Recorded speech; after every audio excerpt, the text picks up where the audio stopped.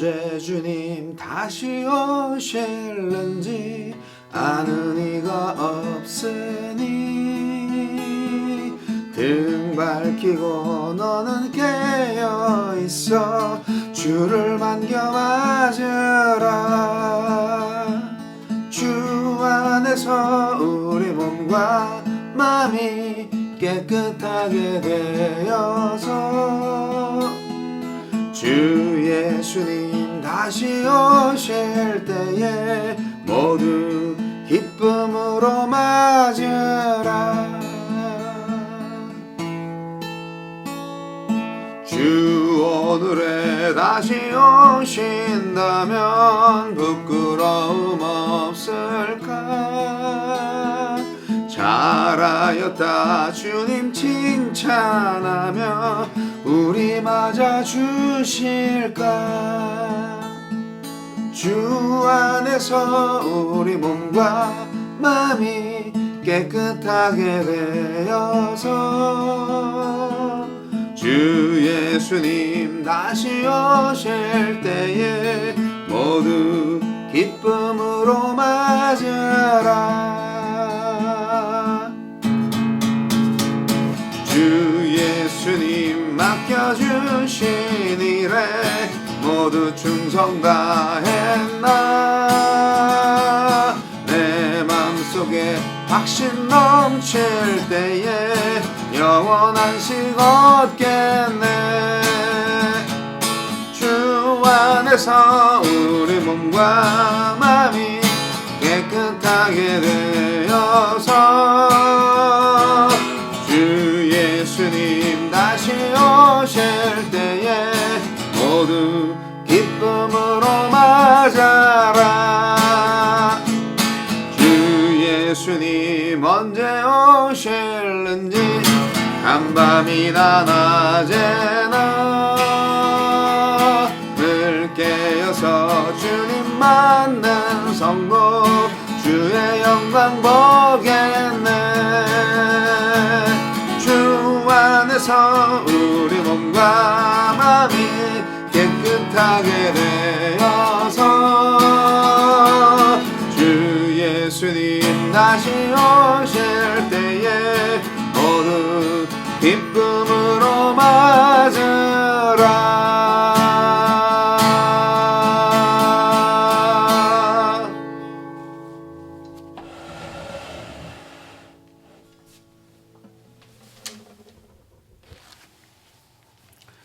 3월 26일 금요일 누가복음 22장 1절로 13절 말씀.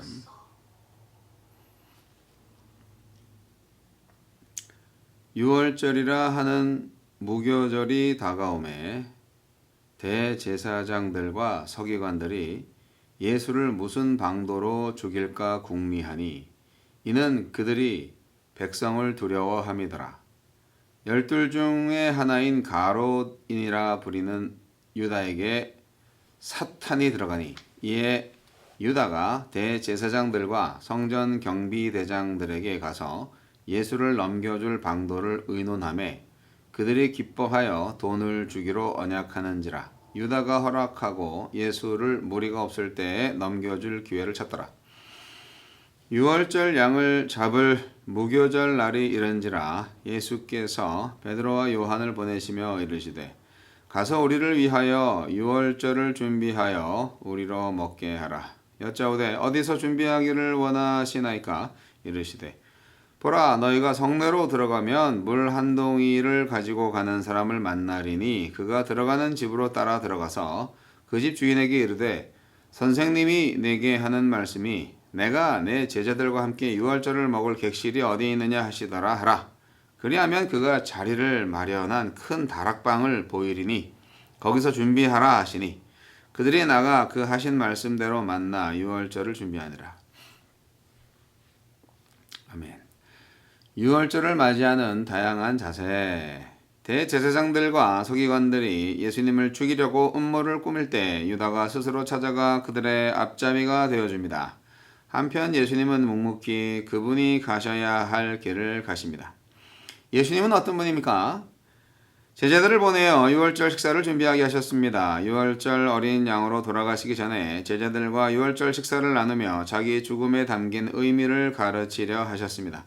이렇게 주님은 악한 자들이 자기를 죽이려고 일사불란하게 움직이는 상황에서도 아무런 동요 없이 자기에게 주어진 길을 가셨습니다. 주님을 움직이게 한 것은 돈도 권력도 인기도 아니었습니다. 그분은 오직 하나님의 뜻에 순종하는 것, 그리고 제자들을 돌보는 것만 생각하셨습니다. 순종과 사랑, 이 단순한 원리를 따라 사신 예수님은 흔들리지 않으셨고, 종국에는 사탄이 꾸민 고도의 계략까지 이기셨습니다. 유월절 식사를 준비하라며 제자들을 보내셨지만 그 전에 미리 모든 것을 예비해 두셨습니다. 예수님은 우리에게 임무를 주시기 전에 그 임무를 수행하는 데 필요한 것들을 미리 준비해 주십니다. 예수님이 내게 맡기신 임무는 무엇입니까? 지레 겁내지 말고 순종해 보십시오. 순종의 걸음을 내디딜 때에 예수님이 준비해 두신 것들을 발견할 것입니다. 우리에게 주신 교훈은 무엇입니까? 대제사장들과 서기관들은 자기들이 누리는 기득권을 비판하시는 예수님을 당장 제거하고 싶었습니다. 하지만 예수님이 백성의 지지를 받는 상황에서 유월절을 맞아 예루살렘에 모인 무리의 반발을 살까 두려워 어떻게 해야 할지 궁리만 하고 있었습니다. 그들의 관심사는 하나님의 뜻이 아니라 정적 제거였고, 그들이 두려워한 것도 죄가 아니라 기득권을 잃는 것이었습니다. 비열함과 비겁함은 권력의 마음을 빼앗긴 사람의 실상입니다. 내가 누리는 것이 부당하다면 버릴 각오를 해야 합니다. 그렇지 않으면 나도 모르게 예수님을 증오하고 죽이는 자들과 뜻을 같이 하게 됩니다. 유다는 예수님을 따라다니며 한몫 챙기려다가 예수님이 돈 되는 길로 가지 않자 실망했습니다. 사탄은 기회를 놓치지 않고 유다의 욕심을 틈탔습니다. 그는 결국 돈 때문에 예수님을 죽이려는 불의한 종교 권력의 앞잡이가 되었습니다. 사탄은 돈을 사랑하는 마음에 기생하여 탐욕을 부추깁니다. 돈을 버는 선택을 할 때 혹시 예수님을 파는 선택을 하는 것은 아닌지 꼭 점검합시다. 주여, 돈이나 권력에 휘둘리지 않고 하느님의 뜻에 순종하여 살게 하소서. 누가복음 22장은 유월절 식사를 준비하고 또 행하는 그 주의 만찬, 유월절 식사 최후의 만찬이 담겨있는 장입니다. 누가복음에서. 오늘 말씀은 유월절 식사 준비를 하는 과정 속에서 예수님을 죽일 음모를 꾸미고 있는 그런 대제사장들과 서기관들 또 이렇게 있고, 또 예수님의 제자 중에서 유다라는 제자가, 아주 똑똑한 제자가 예수님을 팔아넘길 음모를 꾸미고 있고, 그리고 또 베드로, 요한, 이 사랑하는 제자들은 예수님이 명한 대로 유월절 식사를 준비하는 일에 순종하고 있습니다. 네. 어떤 다락방인지는 모르겠지만 여하튼 미리 예약을 해놓으신 것 같아요, 예수님께서. 그래서 유월절 식사를 준비했다, 그렇게 나와 있는데, 여하튼 유월절에 대해서 우리가 다 아는 것 같이 이스라엘의 완벽한 절기, 유월절은 뭐 그야말로 이스라엘의 3대 절기 중에 하나죠. 77절과 초막절과 더불어서 이스라엘의 3대 절기 중에 하나인 유월절. 유월절하고 무교절은 연결돼 있어요. 유월절은 딱 하루고요. 무교절은 그 유월절 첫날 이후의 일주일입니다. 둘 다 이집트로부터의 해방을 기념하는 절기입니다.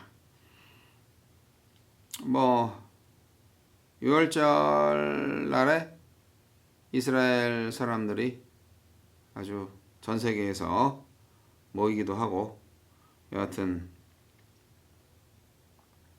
그날 출애굽을 했다, 뭐 그것을 아주 잘 기념하는 날이고, 그래서 굉장히 그 전통이 깊은, 역사가 깊은, 유대인을 유대인 만들게 한 그런 절기라고 볼 수 있습니다. 6월절은 그러니까 무교절의 첫날입니다. 원래는 가정에서 6월절을 보냈지만 성전이 지어지고 나서는요, 성전 중심으로 절기를 진행했다고 성경은 말하고 있고, 예수님 당시에는 가정의 요소와 성전의 요소가 융합됐으며, 양은 성전에서 잡았고 식사는 가정에서나 또 여러 형태의 모임으로 가졌습니다. 참 안타깝죠. 근데 이런 6월절 행사가 준비되고 있는 과정에서 사랑하는 제자들은 6월절을 잘 준비했지만 유다라는 제자는 대제사장들과 성전 경비대장들에게 가서 예수를 어떻게 팔아넘길까 돈을 받고 그 일을 하고 있죠. 예수님을 죽이려는 대제사장들과 서기관들의 살해 음모는 아주 집요했습니다. 백성들의 반응을 이제 잘 헤아려 보면서, 말하자면 여론이죠. 여론을 잘 보면서 백성들을 자기 편으로 어떻게 만들 수 있을 것인가 연구하면서 그렇게 했죠. 결국 예수님을 어떻게든 제거해야 되겠다. 왜냐하면 예수라는 존재가 있다면 자기들의 기득권이 굉장히 흔들리기 때문에 반드시 예수라는 작자는 없애버려야 된다. 그런 생각을 했습니다. 하나님을 두려워했다면 이런 일을 안 했겠죠. 그런데 서기관들, 대제사장들, 이런 기득권자들은 하나님을 두려워하기보다는 사람들을 두려워했고, 또 사람들을 두려워하기보다는 기득권을 잃어버리는 것을 두려워했습니다. 그들의 유지하고 싶었던 것은 진리가 아니고요, 제사장의 지위였겠죠. 그 제사장이 주는 특권을 놓치고 싶지 않았기 때문에 이렇게 예수님을 죽이려는 음모를 열심히 꾀했던 것 같습니다. 백성들과의 원만한 관계도 중요하죠. 정치꾼들이네요. 백성들과 잘 지내면서 자신들의 기득권을 계속 유지하는 것이죠. 그렇기 때문에 로마의 지배에도 그것이 큰 문제가 되지 않았어요. 백성들과 관계를 잘 유지하면서 로마의 지배자들에게 좋은 인상을 심어주는 것이 그들의 목적이죠. 자기들만 기득권을 누리고 잘 살면 되니까. 오늘날에도 이런 사람들 정치 지도자 층에서 많이 볼 수 있습니다. 외세의 힘을 빌어서 자국의 안전과 평화와 번영을 도모하는 시대는 이제 지나지 않았나요? 대한민국의 역사를 보면 요즘은 군사적으로도 경제적으로도 세계 10위권 안에 드는 선진국의 대열에 당당하게 들어섰습니다. 정말 대한민국은 기적적인 나라인데요. 그런데 아직도 전시 작전권이 미국에게 있어요. 유엔 사령관 그리고 주한미군이 우리나라에 있죠. 그게 당연한 거가 아니잖아요. 그래서 참 특이한 케이스인데요. 여하튼 저는 하나님께서 우리 대한민국에게 주신 자주권,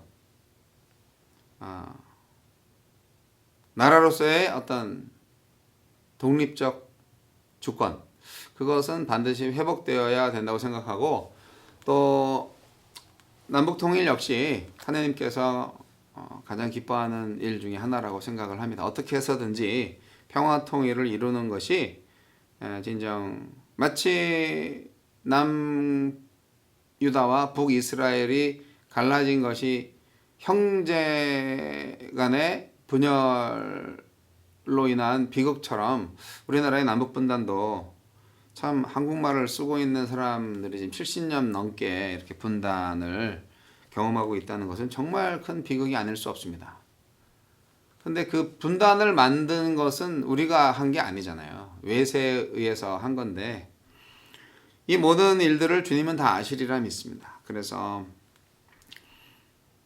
하나님만이 우리의 도움이 되신다는 것을 저는 믿고 하나님만을 의지하여 하나님의 은혜를 힘입어서 하나님이 불쌍히 여기셔서 대한민국이 자주 독립을 이룰 수 있는, 자주 통일을 이룰 수 있는 그런 날이 빨리 오기를 바랍니다. 얘기가 너무 곁길로 가는데 6월절 날에 6월절 식사를 준비할 때 예수님 자신이 6월절 양이 되셨다는 사실을 우리는 기억해야만 합니다. 출애굽의 은혜를 기억하고 감사하는 6월절을 앞두고 종교 지도자들은 예수를 죽일 방도를 의논했지만 예수님은 6월절 양으로서 자기의 죽음을 준비하셨다는 것입니다. 예루살렘을 입성할 때 나귀 타고 오셨잖아요. 나귀를 준비하셨어요. 예, 그런 것처럼 6월절 만찬 자리도 또 준비를 하셨어요. 예수님이. 예수님의 죽음은 단지 유다가 배신해서 대제사장들과 서기관들이 머리가 좋아서 죽일 그 작전이 성공을 해서 아니 그런 거 아니죠. 예수님은 이미 죽으라고 작정을 하신 거죠. 예, 그게 예수님 오신 목적이니까. 예. 세 차례 이상 제자들한테 나 죽을 거야. 그리고 부활할 거야. 말씀하셨지만 도대체 안 믿어졌죠. 그래도 어쨌든 예수님은 자신의 사역을 묵묵히 진행해 나가셨습니다. 예수님께서 손수 주도하시고 아주 치밀하게 착착착착 진행하신 예수님의 사역입니다. 예수님의 십자가의 사역. 불의와 탐욕에 빠져서 예수를 넘겨줄 기회를 찾는 유다. 네, 불쌍한 사람.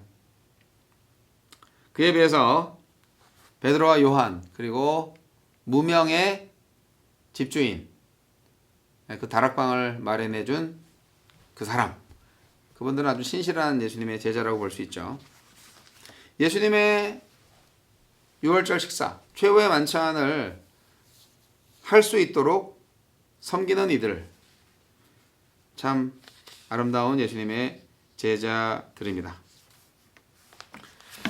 저는 오늘날에 우리 그리스도인의 식사 공동체가 이렇게 6월절 만찬처럼 계속 되어지기를 바랍니다.